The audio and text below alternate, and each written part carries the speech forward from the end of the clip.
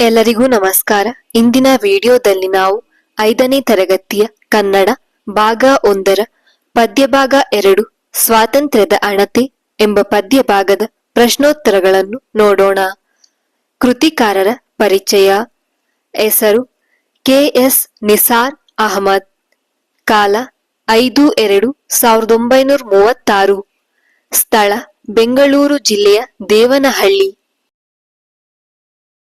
ಪೋಷಕರು ತಂದೆ ಶೇಖ್ ಐದರ್, ತಾಯಿ ಹಮೀದಾ ಬೇಗಂ. ಕೃತಿಗಳು ಮನಸ್ಸು ಗಾಂಧಿ ಬಜಾರು, ನೆನೆದವರ ಮನದಲ್ಲಿ, ನಿತ್ಯೋತ್ಸವ ಸುಮೂರ್ತ ಮೊದಲಾದ ಕೃತಿಗಳನ್ನು ರಚಿಸಿದ್ದಾರೆ. ಪ್ರಶಸ್ತಿ ಪಂಪ ಪ್ರಶಸ್ತಿ, ನಾಡೋಜ ಪ್ರಶಸ್ತಿ, ಕೇಂದ್ರ ಮತ್ತು ರಾಜ್ಯ ಸಾಹಿತ್ಯ ಅಕಾಡೆಮಿ ಪ್ರಶಸ್ತಿಗಳನ್ನು ನೀಡಿ ಗೌರವಿಸಲಾಗಿದೆ. ಪದಗಳ ಅರ್ಥ: ಅರಿವೆ, ಬಟ್ಟೆ, ಬೆಸೆ, ಒಂದಾಗುವುದು, ಗಳಿಕೆ, ಸಂಪಾದನೆ, ಮೊಳಕೆ, ಕುಡಿ, ಗೃಹ, ಮನೆ, ಪಗಡೆ, ಒಂದು ಬಗೆಯ ಆಟ,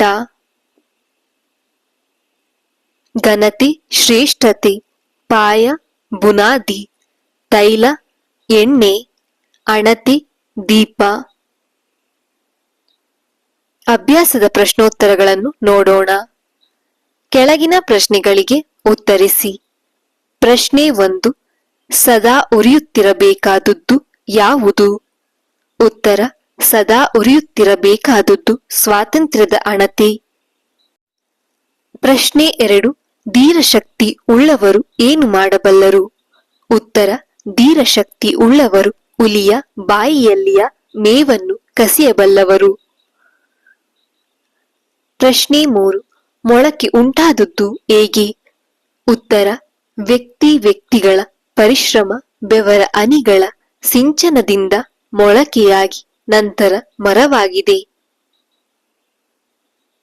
ಪ್ರಶ್ನೆ 4. ನಮ್ಮ ಗಮನ ಯಾವುದರ ಕಡೆಗೆ ಸಲ್ಲಬೇಕು? ಉತ್ತರ: ನಮ್ಮ ಗಮನ ಸಾಧನೆಯ ಕಡೆಗೆ ಸಲ್ಲಬೇಕು. ಕೆಳಗಿನ ಪದ್ಯಭಾಗವನ್ನು ಪೂರ್ಣಗೊಳಿಸಿ ಕಂಠಪಾಠ ಮಾಡಿರಿ.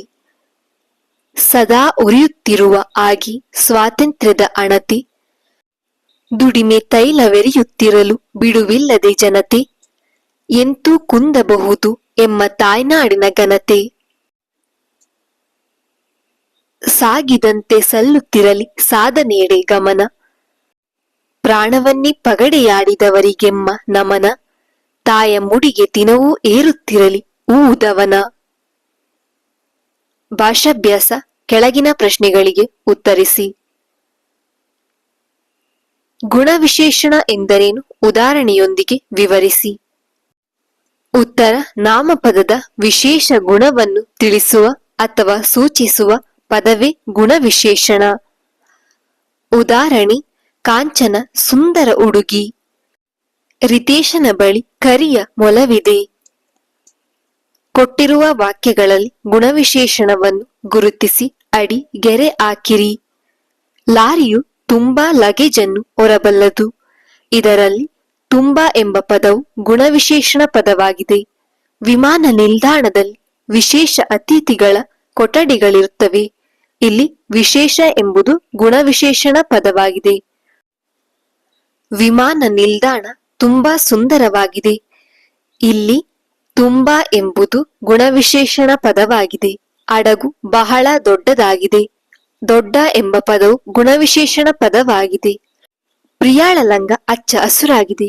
ಈ ವಾಕ್ಯದಲ್ಲಿ ಅಚ್ಚ ಎಂಬ ಪದವು ಗುಣವಿಶೇಷಣ ಪದವಾಗಿದೆ. ಈ ವಿಡಿಯೋ ನಿಮಗೆ ಇಷ್ಟವಾಗಿದ್ದರೆ ಲೈಕ್ ಮಾಡಿ, ಶೇರ್ ಮಾಡಿ, ಸಬ್ಸ್ಕ್ರೈಬ್ ಆಗಿ. Thank you for watching.